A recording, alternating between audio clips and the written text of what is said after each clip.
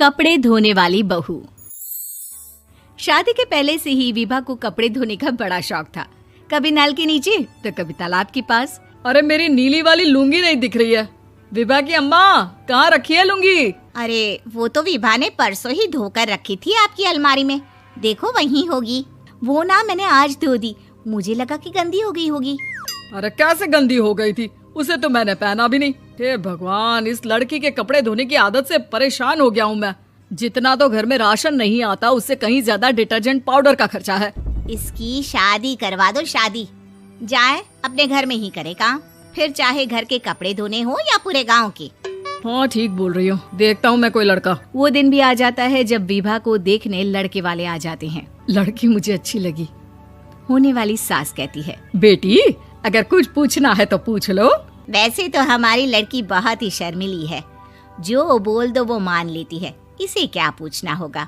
अरे कैसी बात कर रही हो माँ, मुझे इन लोगों के घर रहना है, सवाल तो कई है। हाँ हाँ बेटा, पूछ लो ना, क्या पूछना है। आप लोगों के घर कपड़े कौन धोता है? सास का मुंह बन जाता है। देखो, अगर तुम ये कहना चाहती हो कि तुम्हें कपड़े धोने नहीं आते तो सुन लो, कपड़े मैं ही धोती हूँ, लेकिन तुम्हारे आ जाने के बाद मैं रुमाल तक नहीं धोऊंगी। अरे चुप रहना भाग्यवान, बहू बेचारी घर आई नहीं, उसे डराना शुरू कर दिया। वो क्या है ना बिटिया, अभी तक तो ये कल्लू की माँ ही धोती थी, लेकिन अब तुम्हारे पापा तो दहेज में वॉशिंग मशीन देंगे ही।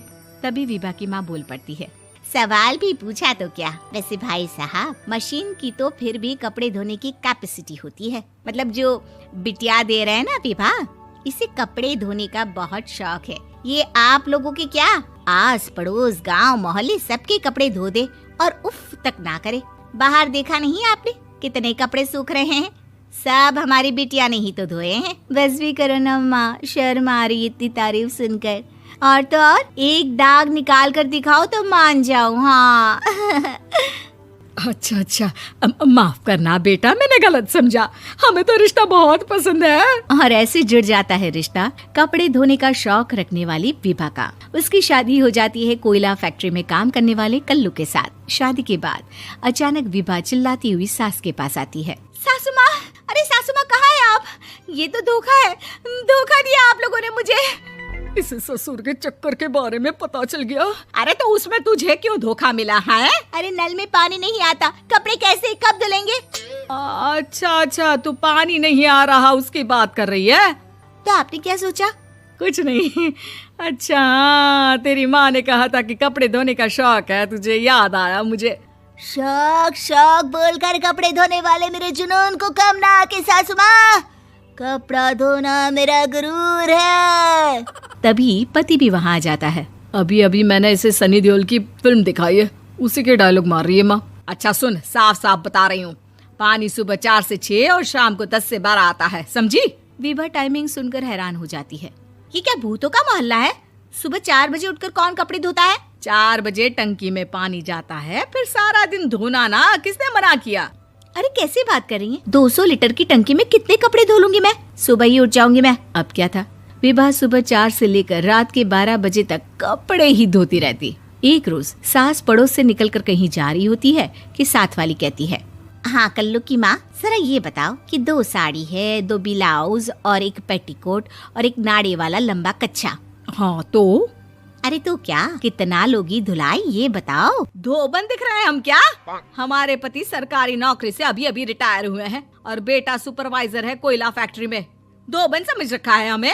हाय रे कल्लू की अम्मा, माफ कर दो, वो तो मोहल्ले में यही सब बता रहे थे कि तुमने बहू को कपड़ा धुलवाने के काम में लगा दिया है। सास को पड़ोसन की बात सुनकर गुस्सा आ जाता है। वो घर पहुंचती है जहां घर के बाहर ही इतने सारे कपड़े सूख रहे होते हैं जितने कि किसी धोबन के घर पर। अरे ओ कल्लू की दुल्हन, बाहर निकल।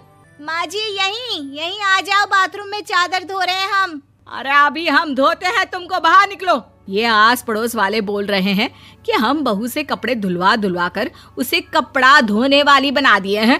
अरे छोड़ो ना माँ जी, किन लोगों की बातों में आती हो? आस पास के लोगों का तो काम ही होता है कि वो किसी तरह सास बहू को लड़ा दे। बहू सारे घर के कपड़े धोती है, ये क्या कम है? बोलिए। सास को भी लग जाता है कि वो बहू का ये सनकीपन नहीं छुड़वा सकती, इससे अच्छा है कि खुद ही चुप हो जाए। एक रोज सास और बहू मंदिर जाते हैं, जहाँ सास की साड़ी वहाँ खड़ी भीख मांगने वाली से मिलती है। माँ जी क्या बात है, आपकी साड़ी उस भिखारन से कितनी मिल रही है ना? हाँ हाँ, देखो तो दोनों की साड़ी मिल रही है। क्या बात है कल्लू की अम्मा, तुम खुद को तो अफसर की बीवी बताती हो और ऐसी सिंपल सी प्लेन साड़ी पहनकर घूमती हो। सिंपल और प्लेन नहीं है ये साड़ी। तो क्या सोने के धागे से फूल बने हैं? कुछ भी सासू माँ, कुछ भी। हाँ, बने थे इस साड़ी में सोने के धागे से फूल। मेरे पति लेकर आए थे मद्रास से स्पेशली मेरे लिए 10,000 की।